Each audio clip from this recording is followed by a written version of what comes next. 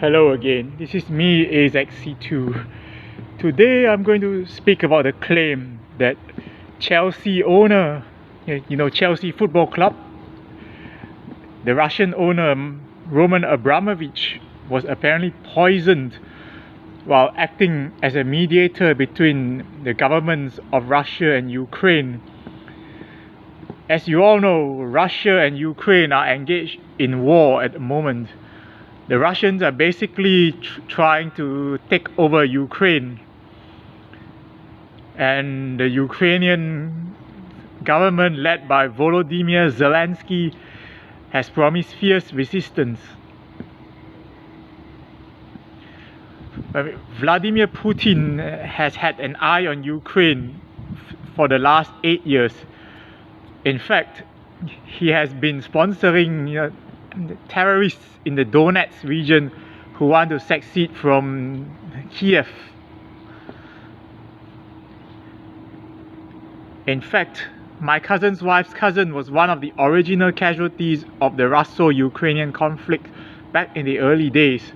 He was the captain of flight MH17 that was shot down just on the outskirts of Donetsk. Yep. Go Google Captain Eugene Chu, Malaysian Airlines. That will tell you something. But even so, I don't believe in cancel culture like what Putin claims he's been subjected to. Sure, Putin has the blood of Eugene Chu and the passengers of MH17 on his hands.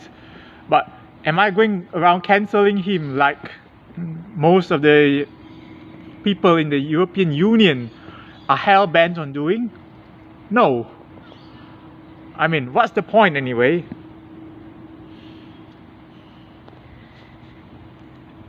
I understand the British government has imposed sanctions on Roman Abramovich, and that in an attempt to evade those sanctions, Abramovich put Chelsea Football Club up for sale and promised to donate every single dollar he received to Ukrainian victims of war. Abramovich is known to be close to Vladimir Putin, hence he was targeted.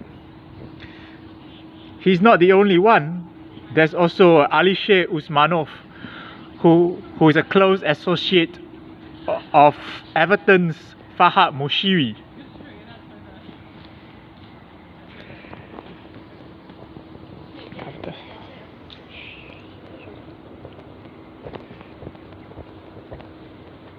Because of Abramovich being close to Putin, he was probably in a good position to represent the Russian president for peace talks with the Ukrainians. However, he was apparently poisoned while at the meeting. As we all know, Russia is notorious for poisoning people whom they suspect of not acting in the national interest. They've already killed Alexander Litvinenko. Litvinenko defected to Britain and he had a lot of dirt on Putin, and he was poisoned using polonium-210. It is also suspected that Moscow may have been behind the attempt on Viktor Yushchenko's life during the 2004 Ukrainian presidential election, in which Yushchenko was allegedly poisoned by dioxin, which resulted in his face becoming disfigured.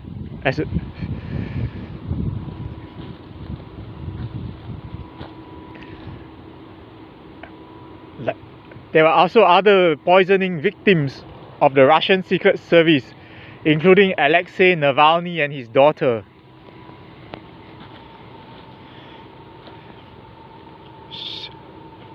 Well, if Abramovich was indeed poisoned, so What would be the possible motives for Russia to make an attempt on his life? I mean, if he's representing their side at peace talks, or if he's trying to be a good guy, like, to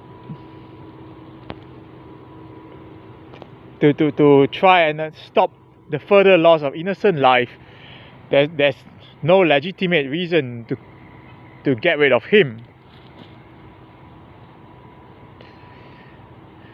unless he's being a double agent and he's trying to play both sides of the fence. That we don't know. What we know is that Ukraine has given up their nuclear weapons. Like, yeah, they practically destroyed their nuclear stockpile in return for Russia guaranteeing their sovereignty. But Russia supposedly has broken their promise because Ukraine wants to join the North Atlantic Treaty Organization, which is headed by the United States and the United Kingdom. Russia has been wary of NATO's expansion into former Eastern Bloc countries because they feel that their sphere of influence is being threatened. Like Russia used to control large tracts of land in Eastern Europe during the Romanov dynasty and during the Soviet era, but not anymore. They are now cut off from the enclave of Kaliningrad, which was formerly part of Germany.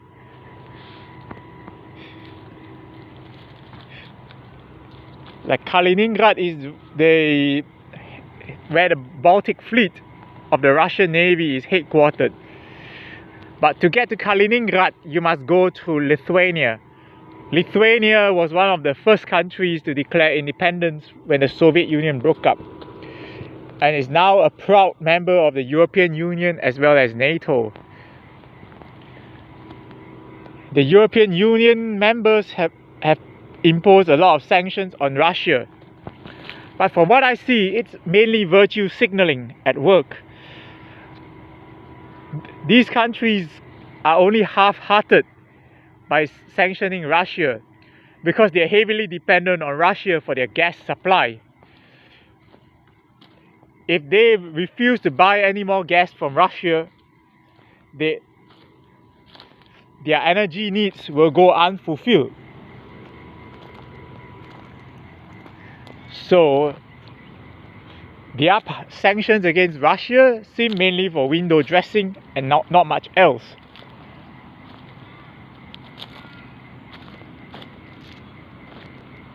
I find the act of virtue signaling rather shallow and rather insincere. You either go all the way or you don't do anything at all. Like, half-hearted measures make you look hypocritical, which is what most of the European countries look like. I know the anti-Russian rhetoric has reached such a high that that members of a game forum are calling for for the game to remove the Russian region altogether from its platform. There's a company based in Prague called Pixel Federation, which developed the popular Train Station 2 app. It has got many players around the world, including in Russia, but they have withdrawn support for players in Russia following the start of hostilities. Meanwhile, other players are saying that the sixth region, which is Russia, should be removed from the game altogether. So, to me, their actions reek of virtue signaling. My cousin's wife's cousin may have been murdered at the hands of the Russian military, but I'm not calling for the Russian region to be taken out of train station 2 altogether. It's only a game, you know. It doesn't serve any purpose. Like, they just it's just like Russia, as in, you know, Tsarist Russia, which is probably the period where the game is set.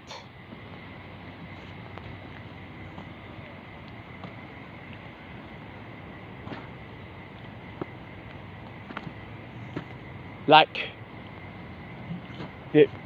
this game features a lot of steam locomotives, which were from the Tsarist era. So, yep, I doubt they're supporting Putin's atrocities in Ukraine. Like, it's just the name of a region, nothing more. They've got other regions like Britain, Germany, Japan, and all these countries. They don't exactly have a clean record when it comes to human rights. So, are we supposed to cancel all these countries from the game as well?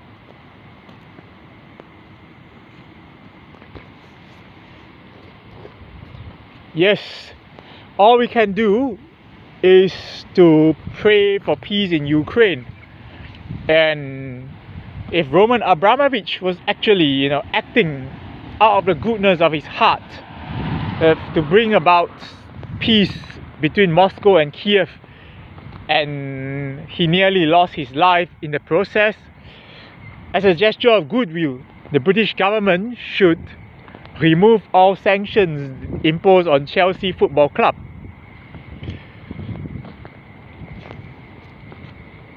It's like, well, those sanctions are affecting the day-to-day running of the club. It'd be sad if Chelsea is no longer able to compete at the top level.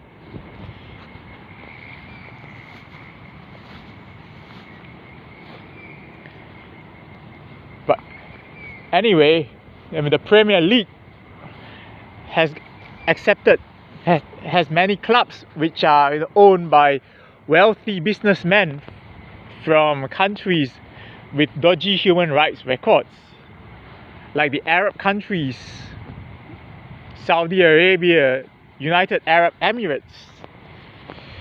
Like, Newcastle is owned by the Saudi Sovereign Wealth Fund, whose chairman is none other than Prince Mohammed bin Salman himself. And Manchester City is owned by Sheikh Mansour, who is a high-ranking member of the UAE government, as well as a member of one of its royal families. There have been many questions about the Emir of Dubai's daughter's whereabouts after she tried to leave the country on a boat and was intercepted in the Arabian Sea, heading towards India.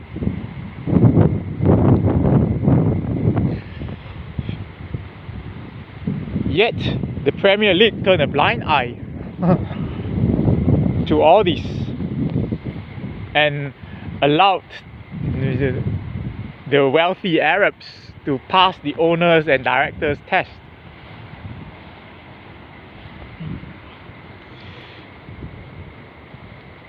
Like, the Premier League should stop their hypocrisy towards Russian money.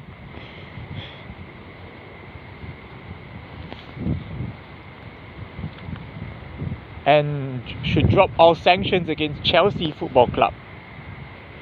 I mean, I'm no Chelsea fan, but I feel bad for Chelsea players who are subjected to so much uncertainty as a result of what's going on in the world, which they have no control over. The club has, among other things, a transfer embargo, meaning players who want to join Chelsea can't join and players who want to leave Chelsea cannot leave.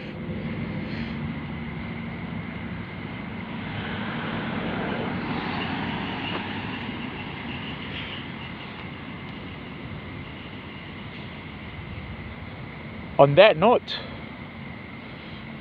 I will sign off. Goodbye.